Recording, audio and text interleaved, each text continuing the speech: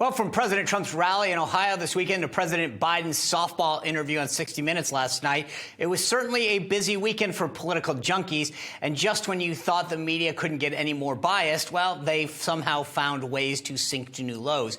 Here to break down the media's hypocrisy is our company's senior contributor at the Federalist, Ben Weingarten, and the executive editor of NewsBusters, Tim Graham. Gentlemen, good to see you both. Tim, I want to start with you. There's a correspondent for Time magazine, Phil Elliott. He's a correspondent. He had a headline this weekend for a, quote, story that he wrote this weekend that just blew me away. It says, if his Martha's Vineyard stunt helps DeSantis politically, what does this say about America? Now, the story obviously criticizes Republicans, and it describes Governor DeSantis' actions as a mean-spirited stunt. But on Twitter, the author of the piece, Phil Elliott, as I mentioned, stated that this was not an easy column to write. I think that the thing that was so interesting to me was so many times reporters tried to hide their bias. In this case, he was proud to be like, look how much I hate these guys. Well, and Philip Elliott used to be at the Associated Press, so he used to have to suppress it more than he probably has to at Time magazine. But yeah, it's absolutely true that I think what I'm seeing with a headline like that is, how could this possibly work with anyone? And they don't seem to consider the whole idea that there's sort of an unequal distribution of immigrants, if we may use the liberal terminology. He's redistributing the immigrants northward, so that Massachusetts could have some more.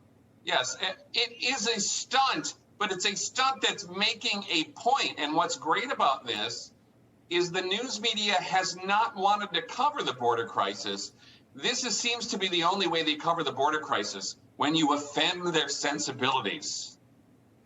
Exactly. And the thing that's so interesting is the Biden administration is flying people around the country every day. They're putting them on buses. It's only when they get sent to Martha's Vineyard. And I get the outrage. I mean, a lot of the stores are closed. It's just not fair. You can't get the Italian ice and some of the good chocolates that you probably could get during the summer season. I identify with this. I mean, it is so inhumane, the way that they're treating these folks. If they had been just a few weeks earlier, they could have gone to some of the better places on the vineyard. But Ben, I do want to play a clip for you from Senator Durbin on Meet the Press this weekend, who was acting so outraged about Greg Abbott and Ron DeSantis and their actions.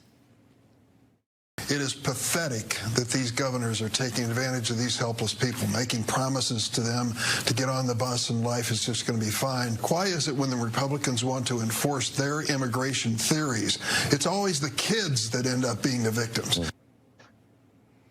You know, it's funny, Ben, because he goes on and he says, look, we need workers. They should be sent to places.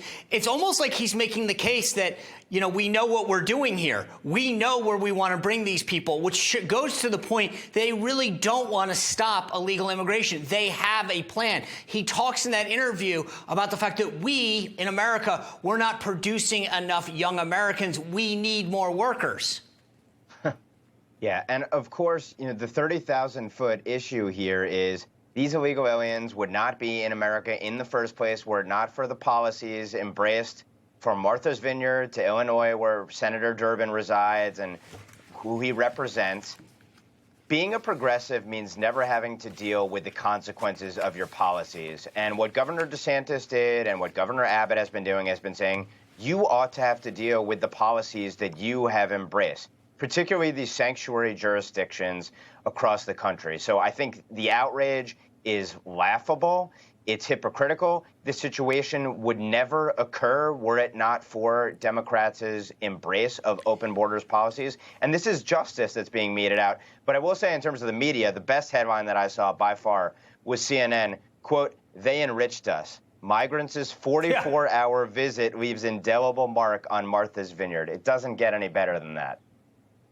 Yeah, by the way, they enriched us so much they kicked them off the island after, what was it, 44 hours, because that's how much they really wanted them there. Tim, I know you guys at the Media Research Center and at NewsBusters track all this stuff. The thing that I found fascinating both on This Week, ABC's Sunday show, and Meet the Press was the lack of any opposing view, right? Jonathan Karl, the C-list guest host, had 2 Democratic mayors. Chuck Todd didn't have anyone to present the alternative view. It's always the pro-open borders view, and no one's there to push back.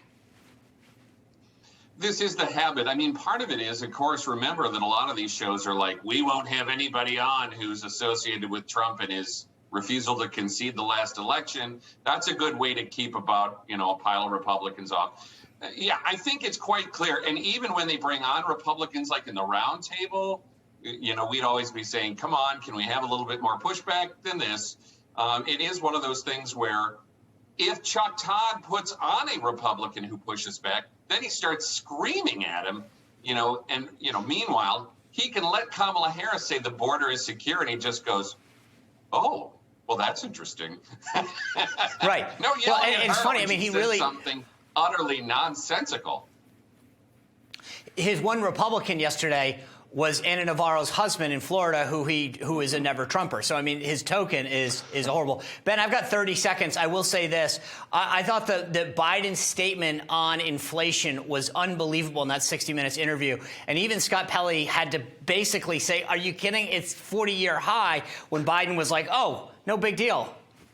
Yeah, he's so sophisticated. He's talking about, the rate of increase in inflation. When you're splitting hairs like that and you're talking about 8% inflation and many percentages higher than that on most basic goods of our life, if you're explaining, you're losing. You don't want to be explaining on inflation because it means every American is getting poorer every single day. Yeah, it was tone deaf. I've said it before, but I'll say it again. Ben Weingarten, Tim Graham, thank you as always. You bet. Thanks, Sean. All right. Good to see you guys. All right. Later tonight, Eric Bolling is kicking off his Medicare in Crisis series, breaking down the cost of prescription drugs and what Congress is doing about it. It all kicks off on The Balance at 8 p.m. Eastern. But first, nothing to see here. President Biden's latest dodge on his son Hunter's shady business dealings abroad is raising more eyebrows. We're fact-checking his latest claim when we return.